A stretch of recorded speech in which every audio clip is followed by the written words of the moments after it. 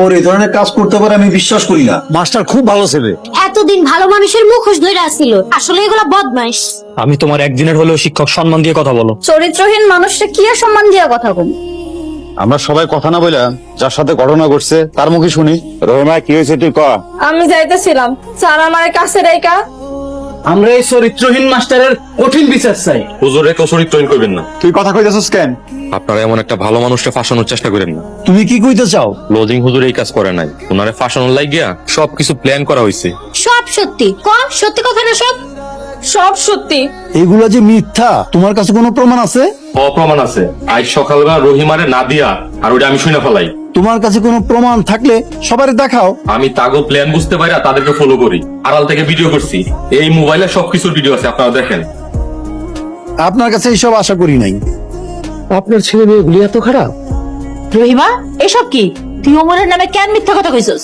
নাদিয়া আপা আর বাবুল ভাই মিলা আমার এইসব করতে বাধ্য করছে। আমরা এইসবের বিচার চাই, আমরা এর কঠিন বিচার চাই। নাদিয়া সাদিয়া লয়ে আমি তোমার কাছে মাপ চাইতেছি। আমি সিদ্ধান্ত নিয়ে ফেলেছি, আমি আর একটা মুহূর্তে বাড়িতে থাকবো না। তুমি যাও না, তুমি চলে গেলে আমার খারাপ মায়ের দুইটারে মানুষ করবো কে? ওরা তো আরো খারাপ হয়ে যাবো। আপনি কেন বুঝতেছেন না? আপনাদের এই বাড়িটা পাপের আখড়া হয়ে দাঁড়াইছে। আমার এই বাড়িটারে ভালো বানানোর দায়িত্ব তো তোমার। আপনি কোনো কথা বলে আমাকে আটকাতে পারবেন না। স্যার আমার মাফ করে দেন, আমি অনেক বড় অন্যায় করে ফেলেছি। তুমি আমার চোখের সামনে থেকে যাও। আপনি মাফ না করলে আমি যাবো না। বাড়ির পরিস্থিতি সবকিছু তুমি জানো, আমার ভালো লাগতেছে না। যাও, চোখের সামনে থেকে যাও। আপনি মাফ না করলে আল্লাহ আমার মাফ করবো না। চোখের সামনে থেকে যাও বলতেছি, যাও বলতেছি। আপা কি করতে গিয়ে কি হয়ে গেল? সব হয়েছে ওই রহিমের জন্য। হুজুরে ফাঁসাইতে গিয়া এখন আমরা নিজেরাই ফাঁসে গেলাম। এলাকার মানুষজন হলে তো সিসি করবো। এখন এইসব চিন্তা করলে হইব না। ওই হুজুরের বাড়ি থেকে তাড়ানোর আগ পর্যন্ত যা যা করতে হয় তাই করতে হইব। তুই আমার সন্তান, এটা ভাবতেও আমার লজ্জা লাগতেছে। তবুর জন্য এই বাড়িতে একদিনের বেশি একটা মাস্টারও থাকে না। আপনার কারণে হুজুরে এত কষ্ট দিতে বাধ্য হয়েছি। আপনারা কেমন মানুষ? এখনই যা হুজুরের কাছে মাপ চাবি। আমি ওই স্যারের কাছে মাপ চাইতে পারবো না। আমিও মাপ চাইতে পারব না। তাইলে তোকে এই বাড়িতে কোনো জায়গা নেই। বাবা ওমরের কাছে তোরা মাপ চা। মাপ চাবি না লাঠি নিমো? হুজুর সরি।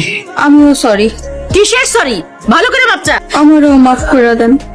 বাবা ওমর, মা হয়ে আমি তোমার কাছে মাপ চাইতেছি, তুমি যাও না। আব্বা, রহিম রে নিয়ে আইছি, ওরে কি করবো কও। চেয়ারম্যান সাহেব, আপনি আমার মাফ করে দেন। তোর কোনো মাপ নাই, বল ওরে কি শাস্তি দিম? আরে হাত পা বাইন্দা আমার মায়েরা ফেলান, তাও আমি এই ভালো মানুষটারে কিছু করতে দিব না। দুধ কলা দিয়ে আমি কাল শাক করছি। ওর কারণে আমাকে বাড়ির দুর্নাম হয়েছে। ওর গায়ে যদি একটা কেউ হাত দেয়, এই জায়গায় আমি কেমন করে ফেলাবো। কি করবি তুই? কি করবো কল্পনা করতে পারতেছস না।